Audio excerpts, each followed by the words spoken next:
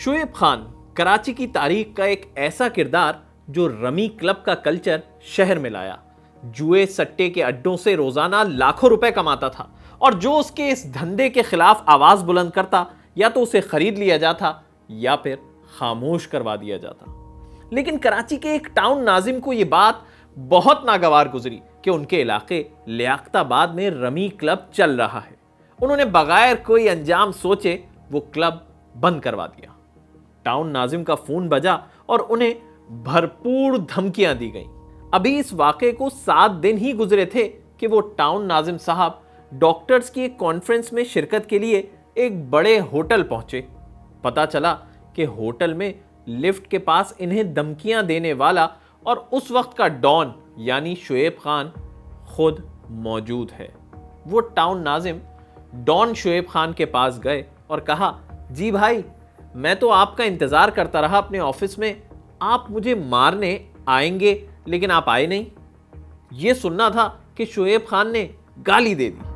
उस टाउन नाजिम ने सबके सामने शोएब खान को गिरेबान से पकड़कर दीवार से लगाया और एक थप्पड़ लगाया और फिर कहा, याद रखना मेरा नाम डॉक्टर परवेज महमूद है। और ये झगड़ा काफ़ी बड़ा और फिर डॉक्टर परवेज़ महमूद और शोएब खान के एक मुश्तरका दोस्त उम्मत अखबार के जो मालिक थे रफ़ीक अगवान, उन तक ये बात गई तो उन्होंने शोएब खान को कहा कि भाई आप गलत जगह उलझ गए हो, ये तो अल्ताफ़ हुसैन से डायरेक्ट लड़ाई लड़ रहा है और आप इस लड़ाई का हिस्सा बन रहे हो, आप दूर हो जाओ इस मामले से ना, परवेज़ महमूद जो कर रहा है उसे करने दो। तो फिर बाद में रफ़ीक भाई ने अपने दफ्तर में बुला के मुलाकात वगैरह कराई और फिर ये दोस्ती हुई।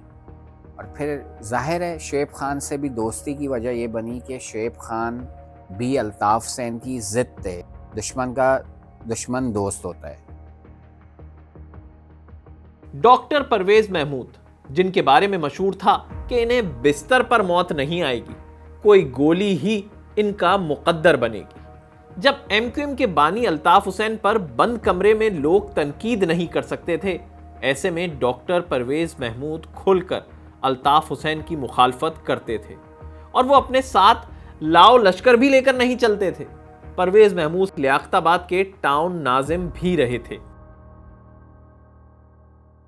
उनकी जिंदगी पर एक नजर डालते हैं। नाज़माबाद अब्बासी शहीद अस्पताल के करीब के रिहायशी डॉक्टर परवेज महमूद के वालिद हाजी महमूद खान, जो क़याम पाकिस्तान से पहले आर्मी में थे और बाद में तामीरात के शोबे से वाबस्ता हो गए। परवेज महमूद 8 बहन भाइयों में 6 नंबर पर थे। इलाके के करीब के स्कूल से मैट्रिक किया, फिर नाज़माबाद 5 नंबर के जिना गवर्नमेंट कॉलेज से इंटरमीडिएट किया। वहीं उन्होंने इस्लामी जमियत तलबा में शमूलियत इख्तियार की। फिर डॉक्टर बनने की ख्वाहिश थी तो सिंध मेडिकल कॉलेज में दाखिला लिया। डॉक्टर परवेज़ महमूद जो है वो मुझसे 4 साल सीनियर थे सिंध मेडिकल कॉलेज में।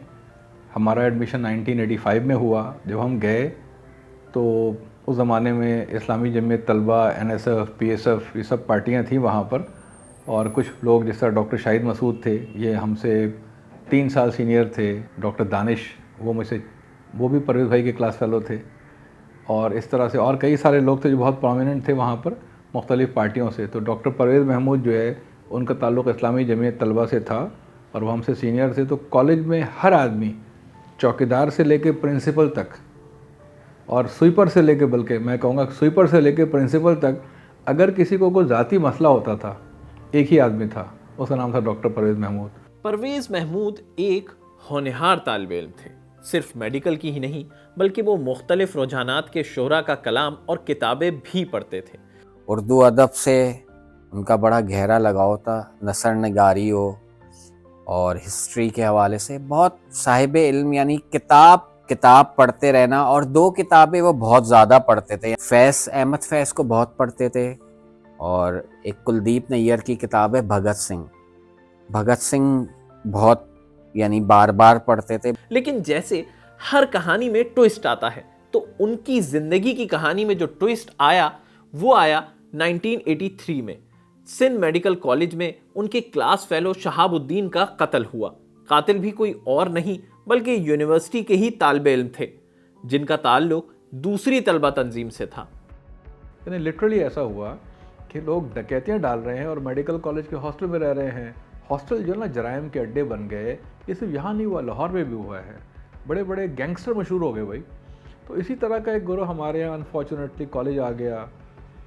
जमीयत का और उनका झगड़ा हो गया। उन्होंने जमीयत के एक साहब को, जो परवेज़ भाई के क्लास फेलो थे और बहुत करीबी दोस्त थे, उनको उन्होंने गोली मार दी जनाब। उनका मर्डर हो गया। उसके बाद बड़ी कोशिश की गई कि वो लोग जिनका नाम एफआईआर में था वो कॉलेज ना आए, लेकिन वो इरिटेट हो आते थे और इरिटेट करते थे वो। अब वो एक दिन क्या हुआ कि जी मर्डर हो गया उन साहब का, जिन पे ये इल्ज़ाम था कि उन्होंने शहाब भाई का मर्डर किया है।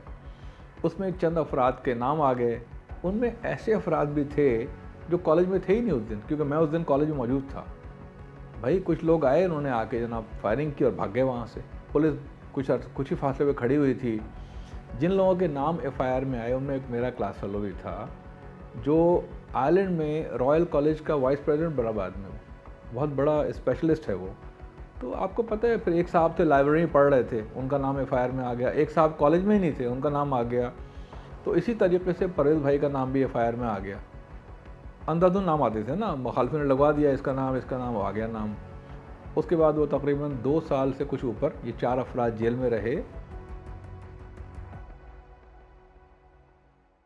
लेकिन जब 2.5 साल बाद डॉक्टर परवेज़ महमूद जेल से बाहर आए तो कराची बिल्कुल तब्दील हो चुका था। अब वो उनका पुरअमन कराची नहीं था, बल्कि कराची सियासत की नज़र हो चुका था।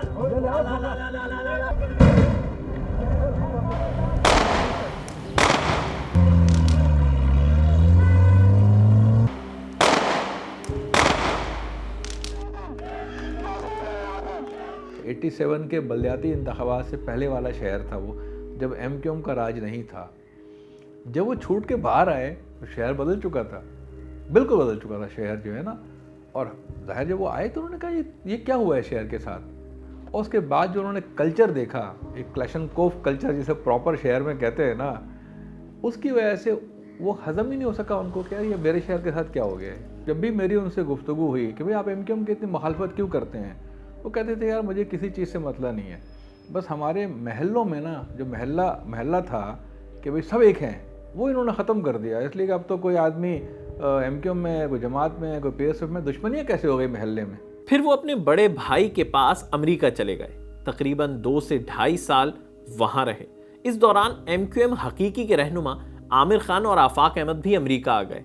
वो शुरू से ही खुलकर अल्ताफ़ हुसैन की मुखालफत करते थे, इसलिए एक मुश्तरका दोस्त ने आमिर खान और आफाक अहमद की मुलाकात डॉक्टर परवेज़ महमूद से करवाई, जहां उनकी दोस्ती आफाक अहमद से गहरी हो गई और वो इनके साथ ही मुल्क वापस आए। कराची आने के बाद भी ये ताल्लुक़ बढ़ता ही रहा।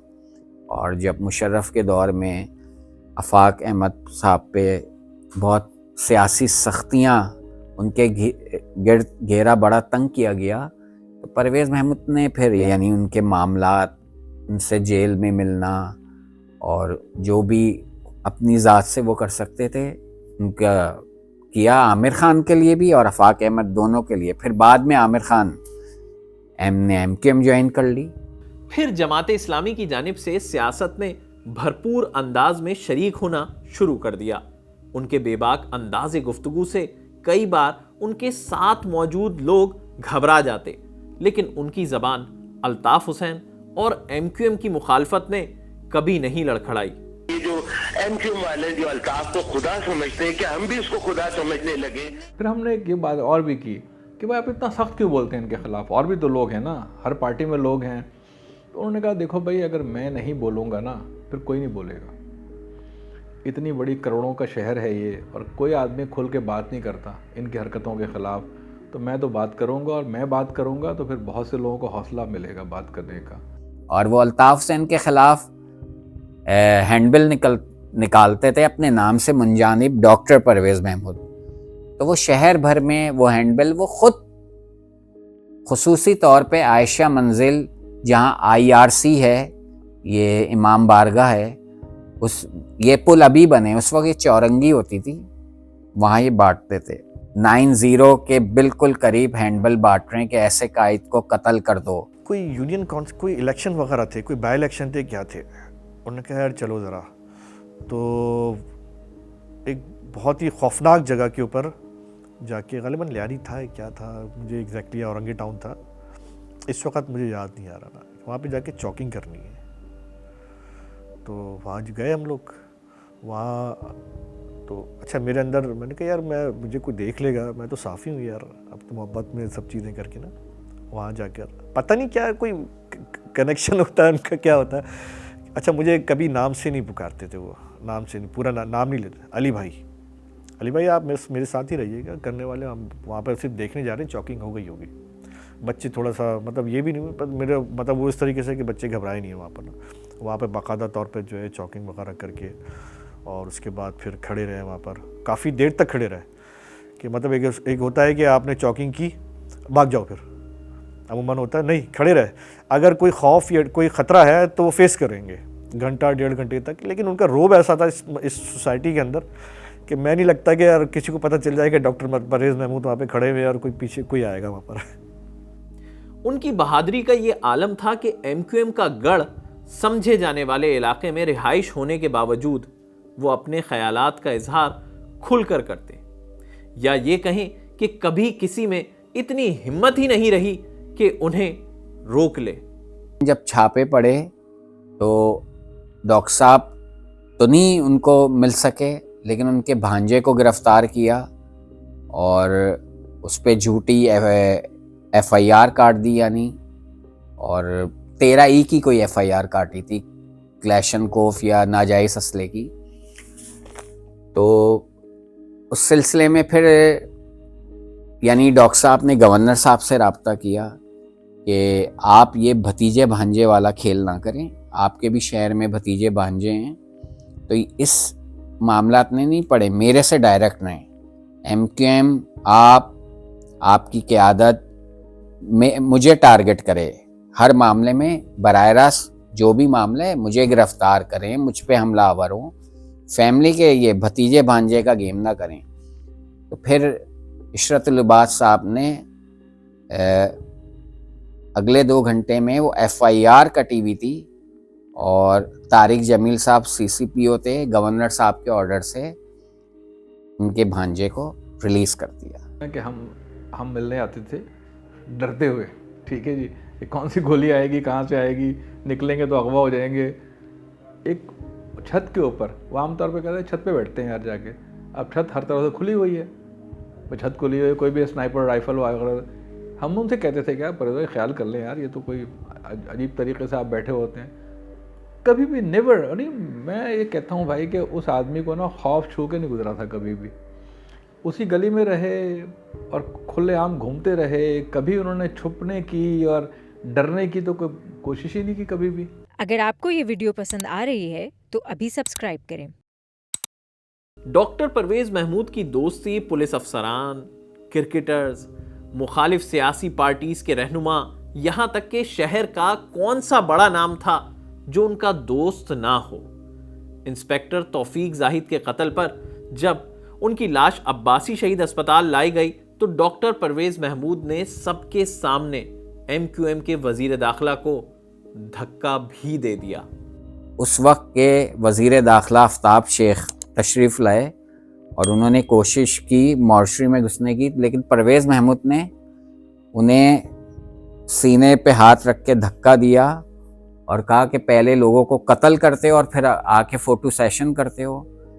तो ये एक बहुत बड़ा वाक़या था। उस वक्त MQM के वहाँ 200-250-300 लोग थे, यानी MQM का यानी वो मरकज़ था ना अब्बासी शहीद अस्पताल, तो नहीं, आफ्ताब शेख को नहीं घुसने दिया और फिर आखिर आफ्ताब शेख को जाना पड़ा। और आफ्ताब शेख का वो MQM में आखिरी दिन था, अगले दिन वो वजीर दाखिला भी नहीं रहे।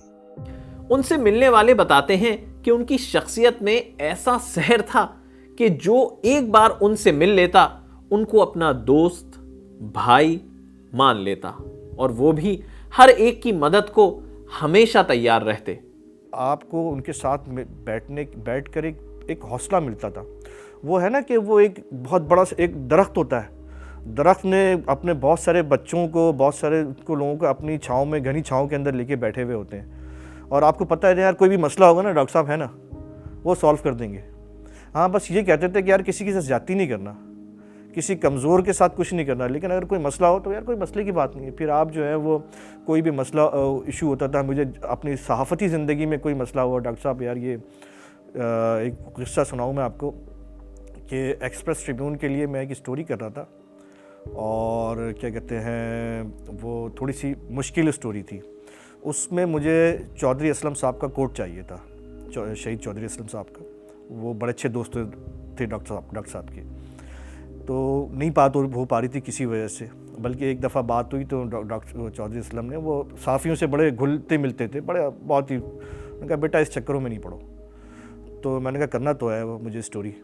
तो उसके बाद फिर जो है वो मैंने डॉक्टर साहब को कॉल किया, मैंने कहा डॉक्टर साहब ये चौधरी साहब घुमा रहे हैं मुझे, कोट नहीं दे रहे, और कोट के बगैर जो है ना स्टोरी इनकम्प्लीट है। उन्होंने कहा अच्छा मैं बात करता हूँ। फिर थोड़ी देर के बाद जो इनकी कॉल आई कि यार तुम बात कर लो चौधरी साहब से।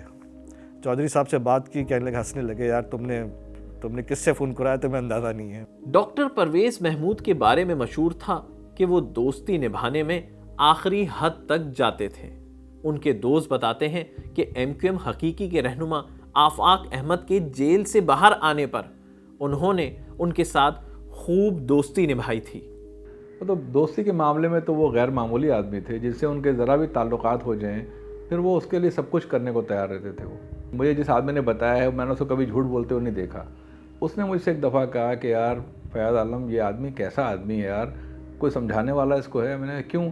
कहने लगे भाई मैं अमेरिका में रहता हूँ, मुझे मालूम है घर तो इनका है नहीं, आबाई मकान है ज़ाहिर है, अब शादी हो गई है, बच्ची है, बीवी है, तो मैंने कुछ पैसे, मैंने और कुछ अपने हमारे SMC के कुछ दोस्तों ने मिल के कुछ रकम निकाली कि भाई परवेज़ भाई को घर दिला दिया जाए, एक फ़्लैट दिला दिया जाए, कोई घर दिला दिया जाए। वो अच्छी खासी रकम थी, यानी उस रकम से एक माकूल सा मकान ख़रीदा जा सकता था। वो रकम उनके अकाउंट में आ गई। आफाक अहमद साहब रहा हुए जेल से, उनको शायद ज़रूरत थी सिक्योरिटी के हवाले से, कुछ उनके थ्रेट से उनको, उन्होंने इनसे बात की, उन्होंने वो सारे पैसे उठा के उनको दे दिए। ये बात मुझे उन साहब ने बताई है जिन्होंने वो पैसे इनको भिजवाए थे। फिर अल्ताफ़ हुसैन के रॉ से ताल्लुकात का इल्ज़ाम भी सबसे पहले डॉक्टर परवेज़ महमूद ने लगाया। उसके बाद ये इल्ज़ाम MQM के अपने लोगों ने भी उन पर लगाया। सबसे पहले आदमी डॉक्टर परवेज़ महमूद थे जिन्होंने ये बात अपने बयान में की थी कि अल्ताफ़ हुसैन का रॉ से ताल्लुक़ है। तो उस वक्त इर्द गिर्द के लोग भी, बहुत करीबी लोग भी कहते थे कि यार लड़ाई इस लेवल पे, इतनी इस हद तक मुखालफत। तो उन्होंने कहा कि ये वक्त बताएगा। सबको ये पता है कि अल्ताफ़ हुसैन साहब के रॉ से ताल्लुकात हैं, लेकिन जिस तरह उनकी बहादुरी के किस्से शहर में मशहूर होते जा रहे थे, उसी तरह उनकी जिंदगी को भी खतरा बढ़ता जा रहा था। लेकिन वो कराची छोड़ने को तैयार नहीं थे। आखिरी दिनों में ये हो गया था कि मैं और डॉक्टर ज़फ़र इकबाल उनके घर गए ना, तो रात को हम 2 बजे निकल रहे हैं, तो हमें खौफ होता, मुड़ के देखते थे कि पीछे से कोई आ तो नहीं रहा। तो हमें तो उनके घर जाने में डर लगने लगा था। मैंने उनसे कई दफ़ा मैंने ट्राई की, ज़लज़ले के बाद उनसे पूछे बगैर उनका टिकट कटा दिया और कहा कि भाई हम लोग जा रहे हैं, आप पीछे से आ जाओ। वो आए, फिर मैंने उसको समझाया कि यार मेरी काजी साहब से बात हुई है, आपकी ज़िंदगी को ख़तरा है, तो आप मंसूरा में एक फ़्लैट आपके लिए कर देते हैं, आप वहाँ रहें। उन्होंने कहा वहाँ पे मौत का फरिश्ता नहीं आएगा क्या? अब इसके बाद कुछ दलील तो ख़त्म हो जाती है ना। MD water board Misbahuddin Farid साहब, क्योंकि MD वाटर बोर्ड थे, MQM से भी उनकी बड़ी कुर्बत थी और डॉक्टर परवेज़ महमूद से उनकी बहुत ज़्यादा दोस्ती थी। तो ये मुलाकात मिसबाहुद्दीन फ़रीद साहब ने रखवाई थी और ये इशरतुल इबाद साहब की कोई यानी ख्वाहिश थी कि मुलाकात करके इस मामले को ना ठंडा किया जाए, क्योंकि रोज़ राब्ता कमेटी बयान देती थी, उसका जवाब परवेज़ महमूद बयान देते थे, राब्ता कमेटी, तो बहुत माहौल गर्म था। तो क्योंकि उनको ये अंदाज़ा था कि फ़ोर्सफुली तो इस मामले को नहीं रोक सकते ना, कि घर पे भी फायरिंग कर ली, सब कुछ कर लिया, लेकिन कोई फ़र्क नहीं आ रहा डॉक्टर परवेज़ महमूद की तर्ज़ सियासत में। MQM की तरफ से अनीस कायम खानी और अनवार आलम साहब शरीक हुए और दूसरी तरफ डॉक्टर परवेज़ महमूद थे।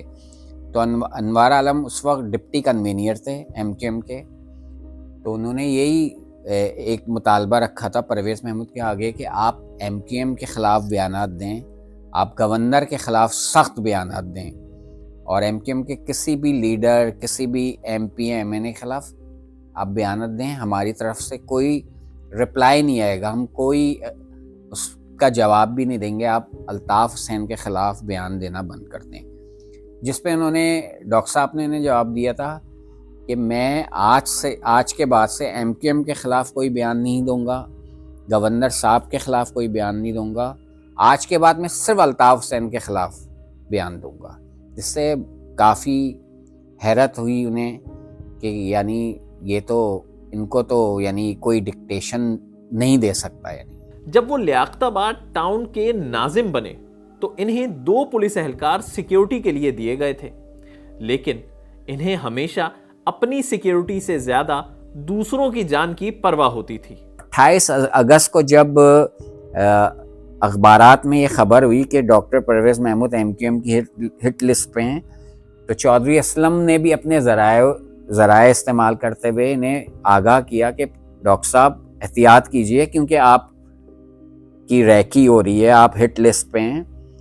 तो वो फिर डिस्ट्रिक्ट सेंट्रल के जो एसएसपी थे उन्होंने मजाकतन कहा कि या तो आपको हम होम अरेस्ट कर देंगे, हाउस अरेस्ट कर देंगे, या आप सिक्योरिटी रखें। बहरहाल उनकी बात मानते हुए 2 पुलिस गार्ड रखे, और उसी दिन ईदगाह ग्राउंड पे उन पुलिस वालों से इंटरव्यू किया कि कितनी उम्र है, क्या है, आप तो बहुत छोटे हैं। दूसरे से पूछा आपके तो छोटे छोटे बच्चे हैं। उन दोनों को वहाँ ईदगाह पे उतारा और चले गए। कहने लगे आप लोग जाएं, मुझे किसी सिक्योरिटी की ज़रूरत नहीं है, मेरे साथ साथ आपका भी नुकसान होगा। ये कह के उन्हें उतार दिया। उनके साथ कोई सिक्योरिटी नहीं होती थी, कोई पुलिस की गाड़ियाँ नहीं चलती थी, कोई कुछ नहीं होता था। छोटा सा बिल्कुल मोबाइल फ़ोन होता था, सिगरेट, गोल्ड लीफ का सिगरेट पीते थे और उसको आधा तोड़ देते थे ताकि वो पूरा पिएंगे तो ज़्यादा नुकसान होगा, तो आधा तोड़ देते थे ताकि वो आधा सिगरेट पिया जाए। एक दफ़ा मैंने उनसे कहा कि भाई परवेज़ भाई, आपके साथ अगर 2 अफराद बैठे हुआ करें असलहा लेकर, जो आपको अगर कोई अटैक होता है फ़र्ज़ करें, तो उन्होंने कहा तुम क्या चाहते हो, मेरे चक्कर में वही मारे जाएं? कि यार ये क्या बात हो गई भाई, वो आपकी हिफाजत के लिए। उन्होंने कहा नहीं यार, मैं नहीं चाहता कि मेरे चक्कर में मुझ पर अटैक हो। और साथ में अल्टीमेटली हुआ भी, वो उनके दोस्त थे, ज़ाहिर है, शादी की तकरीब में जा रहे थे जब उन पर अटैक हुआ ना। वो हमेशा इतना चौकन्ना रहते कि खतरे को भांप लेते। इसी तरह का एक वाकया अली औसत के सामने पेश आया था। एक शादी से वापस आ रहे थे और क्या कहते हैं, डॉक्टर साहब जो है वो, उन्होंने कहा गाड़ी चला लेते हो? उन्होंने कहा हाँ चला लेता हूँ। उन्होंने कहा कि ठीक है मैं साइड सीट पे बैठ रहा हूँ। साइड सीट के ऊपर बैठे, मैंने गाड़ी चलानी शुरू की, तो थोड़ी देर के बाद वो अलर्ट होके बैठ गए। और थोड़ा सा मैंने कहा डॉक्टर साहब ये क्या निकाला है आपने? कहने लगा यार बेटा, बस एहतियात जो है ना वो बड़ी ज़रूरी होती है ना, लेकिन बस ये जो है वो मज़लूमों की हिमायत के लिए है और ज़ालिमों से लड़ने के लिए है। तो ये जुमला आज तक मुझे इतना ज़्यादा, मैंने कहा डॉक्टर साहब आप तो कामरेड हैं। तो कहने लगे कि यार असल में हम लोग जो है ना ऊपर से हरे, अंदर से हम भी लाली हैं। और फिर वो रात आ गई। 17 सितंबर साल 2012 को डॉक्टर परवेज़ महमूद अपने दोस्त खालिक के साथ एक शादी की तकरीब में शिरकत के लिए जा रहे थे कि नॉर्थ नाज़माबाद केडीए चौरंगी के करीब 2 मोटरसाइकिलों पर सवार 4 मुल्जिमान ने उनकी गाड़ी पर फायरिंग कर दी, जिससे वो और उनका दोस्त मौके पर ही दम तोड़ गए। जब उन्हें गोली लगी, हम लोग, हमारे दोस्त हैं डॉक्टर तबस्सुम जाफरी, उनकी बहन की शादी थी जहां वो आ रहे थे। तो वहाँ इत्तला, लाहौर से मुझे किसी ने फ़ोन किया कि भाई ये टाउन चेयरमैन कौन है, टाउन नाजिम जिसको मर्डर हो गया है यार, देखो ज़रा फायरिंग में ज़ख्मी हुआ है। या हमने टीवी पे उसी वक्त खबरनामा देखा तो इत्तला आ रही थी। हम लोग भाग के फिर पहुँचे अब्बासी शहीद, तो उनकी जेब वगैरह की तलाशी ली तो 5 रुपए का सिक्का बस एक जेब से निकला था। तो जो लोग भी वहाँ थे, एक आदमी जो एक अच्छे यार ख़ानदान का आदमी है और नाज़ाबाद में रहता है और डॉक्टर है और उसके बेशपनाह ताल्लुकात है, टाउन चेयरमैन नाजिम रहा है 5 साल तक। जब वो शहीद हुआ है तो अकाउंट ज़ीरो था, ज़ीरो अकाउंट में कोई पैसे नहीं थे उनके, और जेब में 5 रुपए का एक सिक्का पड़ा हुआ था। वो मैंने खुद देखा है।